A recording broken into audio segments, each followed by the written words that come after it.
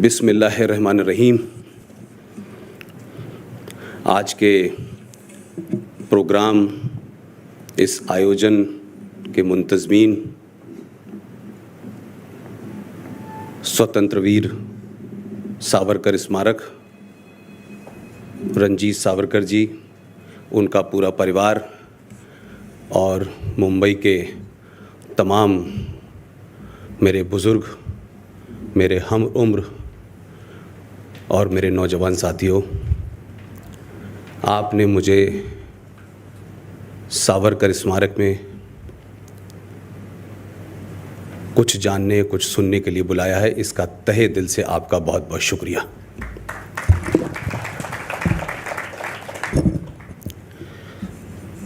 ये बात अलग है कि पुलवामा में अटैक हुआ तो रंजीत भाई ने के मन में ये विचार आया कि पुष्पेंद्र को बुलाया जाए। मैं कल सूरत में था, 1 बजे यहाँ पहुँचा और 4 बजे मुझे ये ख़बर मिली कि भारत की वायुसेना ने पाकिस्तान के बॉर्डर में जाकर के कुछ थोड़ा गड़बड़ की है। अब ये महज इत्तफाक है कि पुलवामा की सोच जो है मेरे यहाँ ते आते आते जो है वो पाकिस्तान को सबक सिखाने वाले अंदाज में बदल गई। मैं कुछ बातें आपके लिए छोड़ूंगा, फिर उसके बाद में जो मुख्य बात है जो मुझे कहनी है आपसे, उस पे आऊँगा।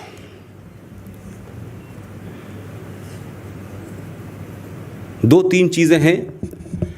हमको लगता है कि आतंकवाद को लेकर के भारत में बहुत बातचीत होती है। आतंकवाद की अलग अलग परिभाषाएं गढ़ी गई हैं। जो मूल समस्या है, जो मूल कारण है, जो मूल जड़ में है, उसके बारे में कैसे उससे बचा जाए, कैसे उसको ढका जाए, कैसे उससे किनारा किया जाए, तो नए नए नैरेटिव हमारे देश में चल रहे हैं। और उसकी वजह से हम कैंसर का इलाज सर का दर्द समझ के कर रहे हैं। लिहाजा न कैंसर ठीक हो रहा और न सर का दर्द ठीक हो रहा। ये बात ज़रूर है कि भारत के 125 करोड़ लोगों के लिए वो कैंसर सर का दर्द बनता चला जा रहा है। मैं कुछ थोड़ा सा रेफरेंस पीछे आज़ादी के बाद का 2-3 दूंगा। मेरा अपना ज़ाती तौर पे मानना यह है कि मेरी तालीम और तरबियत जो है वो अलीगढ़ मुस्लिम विश्वविद्यालय में हुई।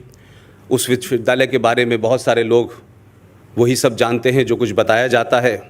उसके संस्थापक से लेकर के तमाम और दूसरे लोगों के बारे में बहुत कुछ गलत सलत समझाया जाता है। लोग समझते हैं कि शायद वही सच है। आप सब जानते हैं कि अलीगढ़ मुस्लिम विश्वविद्यालय का जन्म कैसे हुआ और खलीकुज़्ज़मा साहब कौन थे, लियाकत अली कौन थे, बहुत महान प्रोफेसर इरफान हबीब के भाई कौन थे। अब जब आज़ाद हम हो गए तो सरकारों को, सत्ताओं को लगा कि वो सच बात न पता चले, क्योंकि जिनको गद्दी पे काबिज़ होना था वो हो गए थे, जिन बौने लोगों को सत्ता में आना था वो आ गए थे, जिन महान लोगों को इतिहास में दबाना था वो दब चुके थे, जो हमारे हीरो होने चाहिए थे वो विलियन बनाए गए, जो विलियन होने थे वो हमारे हीरो बनाए गए। जिसका नतीजा है कि आज हम 70 साल में भारत में वही समस्या देख रहे हैं जहां से सन 1947 से भारत चला था। आपने भारत का तराना पढ़ा होगा। भारत के तराने के बारे में बहुत सारी बातें कही जाती हैं। उसके लिखने वाले कौन थे आप सबको नाम पता होगा। सारे जहां से अच्छा हिंदुस्तान हमारा, हम बुलबुलें हैं उसकी, वगैरह वगैरह वगैरह। लेकिन उन्हीं साहब ने एक तराना और लिखा था। ये देश को नहीं बताया गया, इतिहासकारों ने भी नहीं बताया, लेफ्टिस्टों ने नहीं बताया, मॉडर्न ने बनाया, राष्ट्रवादियों ने भी नहीं बताया उसके बारे में, कि जिन साहब ने भारत का तराना लिखा था, उन्हीं साहब ने लंदन से लौटने के बाद जब 1930 में इलाहाबाद के 25वें अधिवेशन में 29 दिसंबर को मुस्लिम लीग के सदारती खिताब किया, अध्यक्षीय भाषण दिया, उन साहब ने एक तराना लिखा। उस तराने का नाम है मिल्ली तराना।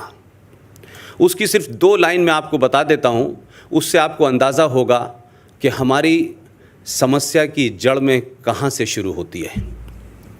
उनका मिल्ली तराना था, उस मिल्ली तराने की एक लाइन है, चीनो अरब हमारा, रंजीत भाई, चीनो अरब हमारा, हिंदुस्तान हमारा, मुस्लिम है हम, वतन है सारा जहां हमारा। अब हम इस महान आदमी को सर अल्लामा इकबाल कहते हैं। ये एक कश्मीरी ब्राह्मण परिवार से थे जो कन्वर्ट हुए, लेकिन हमें तराना देख के गए कि सारे जहां से अच्छा, और मिल्ली तराना लिखा। आज पाकिस्तान के सबसे बड़े शायरों में उनका नाम होता है, उनका जन्मदिन पे छुट्टी होती है, उनकी सोच के बारे में बहुत सारी बातें और कही जा सकती हैं, लेकिन ये मेरा रेफरेंस है। ऐसे ही 1857 का गदर, आप सबको पता है, भारत की पहली म्यूटनी की बात कहते हैं। उस ज़माने मेरठ में एक साहब थे जिन्होंने अलीगढ़ मुस्लिम यूनिवर्सिटी की नींव रखी। पहले वो एक मदरसा था, फिर कॉलेज बना, फिर 1920 में वो विश्वविद्यालय बन गया। उसके संस्थापक ने अपनी मेरठ की स्पीच में, जो 1957 का गदर था जिसे पांडे जी ने शुरू किया था, उन्होंने अपनी स्पीच में कहा कि मुसलमानों को इस गदर में हिस्सा नहीं लेना चाहिए, ये जाहिल लोग हैं जो इस गदर में हिस्सा ले रहे हैं। वो भी इस देश में हिंदू मुस्लिम यूनिटी का आइकॉन बना दिया गया, मुस्लिम विश्वविद्यालय का संस्थापक था। उनको भी इत्तफाक से अंग्रेज़ों ने सर का खिताब दिया, अल्लामा इकबाल को भी सर का खिताब दिया। तो हमने शायद कभी समझा नहीं, सोचा नहीं कि आखिर ये कौन लोग थे जिनको सर के खिताब मिल रहे थे, कौन लोग हैं ये जो बड़े आइकॉन बने घूम रहे थे, और उनके बारे में कई सारी बातें कही गई। तो मैं उस जगह पैदा हुआ, वहाँ मेरी पढ़ाई लिखाई सब कुछ हुई, कुरान मजीद भी वहीं पढ़ा, और मुझे नहीं पता था कि मैं सहाफ़त यानी पत्रकारिता में आ जाऊँगा कभी। 89 में मैंने पत्रकारिता शुरू की, और फिर एक लंबा सफ़र करके 2 दिसंबर 1917 को इस देश के चंद बड़े लोगों ने, जिनको मैं मानता हूं कि वो अपने निजी स्वार्थ से ऊपर उठ के राष्ट्र के बारे में बात करते हैं, उनके कहने पर मैंने अपनी नौकरी से इस्तीफ़ा दिया। और मुझसे कहा गया कि आप देश भर में ये इस्लाम, कुरान, शरिया, हदीस, टेररिज्म, कश्मीर, इन विषयों पे आप बोलें। और उसी सीरीज़ के सिलसिले में मैं पिछले 1-1.5 साल से पूरे देश में घूम रहा हूँ। महाराष्ट्र की धरती पे, बॉम्बे में ये मेरा पहला भाषण है।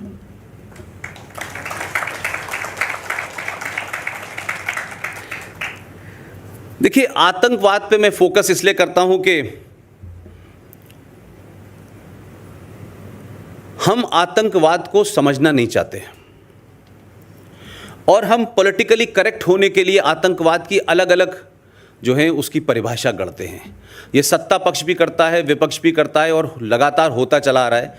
तो मैं सत्ता पक्ष को, इसके और इससे पहले वालों को, तो कुछ हद तक मैं लीवरेज इस बात का देता हूं कि वो संविधान के शपथ लेकर वहां बैठे हैं, शायद बहुत सारे शब्दों का इस्तेमाल नहीं कर सकते, बहुत सारी बातें नहीं कह सकते, सच्चाई को शायद दूसरे तरीके से कहना चाहते हों, या सच्चाई को सच में न कहना चाहते हों। लेकिन मेरी शिकायत जो है वो भारतीय समाज से है। समाज ना तो किसी बंधन में बंधा हुआ है, न कोई संविधान का उसके ऊपर रोक है। जब इस देश में प्रधानमंत्री को गाली दी जा सकती है, जब इस देश में पार्लियामेंट को गाली दी जा सकती है, जब इस देश में इस बात की स्वतंत्रता है कि लोग कहते हैं कि भारत तेरे टुकड़े होंगे इंशाल्लाह इंशाल्लाह, इसे कहा जाता है कि ये आदमी के विचारों की स्वतंत्रता है, तो मैं सिर्फ इतना ज़रूर चाहता हूँ देश भर के लोगों से कि भाई, आप आतंक के बारे में क्या समझते हैं, किस तरह उसको आप देखते हैं। क्या आतंक जो है कोई फिनोमेना है, कोई सत्ता प्राप्ति का रास्ता है, या आतंक जो है कोई सरकारों को ब्लैकमेल करने का रास्ता है, या कुछ लोग भटक गए हैं, कुछ लोग बड़े मासूम हैं। ये तरह तरह के जो नैरेटिव हैं, इसने मुझे बड़ा परेशान किया। 12-13 साल पाकिस्तान को बड़े नज़दीक से देखने, 400-500 बार वहाँ जाने की वजह से मुझे वहाँ का भी थोड़ा बहुत ज्ञान है। हमारे देश में एक नैरेटिव चल रहा है कि आतंकवाद का धर्म नहीं होता। अब ये पहला देश का ऐसा आतंकवाद है कि 1984 में आप सब जानते हैं कि पंजाब में जो कुछ हुआ, तो लोगों को धर्म पता चल गया, कहा साहब ये तो सिख आतंकवाद है। इस देश में दो लोग पकड़े गए यकायक, मुझे नहीं पता वो सही पकड़े गए, गलत पकड़े गए, किस तरह पकड़े गए, लेकिन आज जो स्थिति है उन्हें कोर्ट ने अभी तक मुजरिम नहीं ठहराया है। दो लोगों के पकड़ने से इस देश में लोगों को पता चल गया हिंदू आतंकवाद है। लेकिन इस आजाद भारत में एक विभाजन के बाद से लेकर के कोई 1000 से ज़्यादा हमले हिंदुस्तान के हर बड़े शहर में, चाहे साउथ का हो, नॉर्थ का हो, ईस्ट का हो, वेस्ट का हो, जहां हमले न हुए हों, जहां आतंकवाद करने वाले ने चिल्ला चिल्ला के अपना धर्म न बताया हो, लेकिन ये खास किस्म का कोई आतंकवाद है जिसका धर्म नहीं है। मैं मानता हूं कि भारत में इस्लामिक आतंकवाद को पूरी ताकत के साथ पॉलिटिक्स में, सोसाइटी में, इंस्टीट्यूशंस के अंदर, जुडिशरी में बढ़ावा दिया जा रहा है और आतंकवाद जो इस्लामिक है उसका नाम लेने से भारतीय समाज को डराया जाता है, क्योंकि हमारी राज सत्ता न खिसक जाए, कहीं लोग हमको वोट देने से न कहीं मना न कर दें। लिहाजा हमें उस झूठ को घुमाए रखना है। सक्सेसिव गवर्नमेंट आती है, आप बीमारी को बीमारी की तरह से इलाज नहीं करते। दुनिया जिसको ये बीमारी समझ में आ जाती है, 9/11 के बाद से अमेरिका में कोई घटना नहीं घटी। वो सच थी, गलत थी, उस पर विवाद हो सकता है, उनको जो लगा उन्होंने किया, दोबारा हमला करने की किसी ने सोची नहीं। लेकिन हमारे यहाँ हर हमले के बाद झूठ बोलने के लिए, क्योंकि भारत में एक बड़ा वर्ग है, कहीं वो नाराज ना हो जाए, उसकी नाराजगी के चलते हम हर बार कहते हैं पाकिस्तान ने किया है। पाकिस्तान तो कर रहा है, करेगा, और वो बना ही इसी काम के लिए था। लेकिन आपने अपने देश में भारत के संविधान में इतने प्रोविजन करके, भारत के संविधान में जिस तरीके के अमेंडमेंट किए गए हैं, जिस तरीके के फ्रॉड किए गए हैं, जिस तरीके के संसद में फ्रॉड किए गए हैं, जिस तरीके के कानून बनाए हैं, जिस तरह के इंस्टीट्यूशन बनाए हैं, वो भारत के संविधान उसकी इजाजत नहीं देता। लेकिन आपने अपनी राजनीति को सीधा करने के लिए उन इंस्टीट्यूशन को भी आपने इस्तेमाल किया है। लिहाजा जिस आतंकवाद से ग्रस्त है, जिसके चलते आज रात में ऑपरेशन हुआ है, ये ऑपरेशन 1000 भी हो जाएं तो भी समस्या सॉल्व नहीं होने वाली है।